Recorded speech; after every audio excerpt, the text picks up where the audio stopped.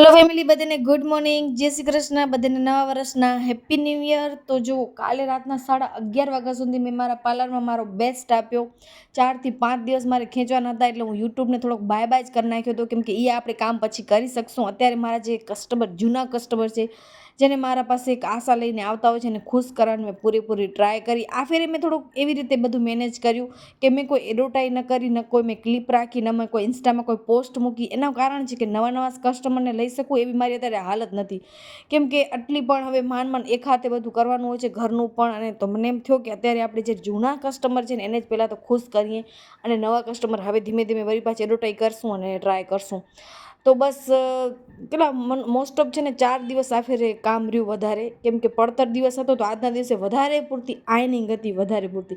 કેમ કે કાલે પડવો છે તો બધાએ વધારે રાતના આયનિંગ કરાવે, તો સાંજના ભાગથી મારે ચાલુ થયું. જેટલો મારાથી થયો એટલો મેં બધી છોકરીઓને ખુશ કર્યું. અને બધા આજ કમેન્ટ પણ કરજો કે કેને કેને મારા હેર બહુ જ ગમે, આજે ઘણો જ કાંઈક વધારે થતું હતું.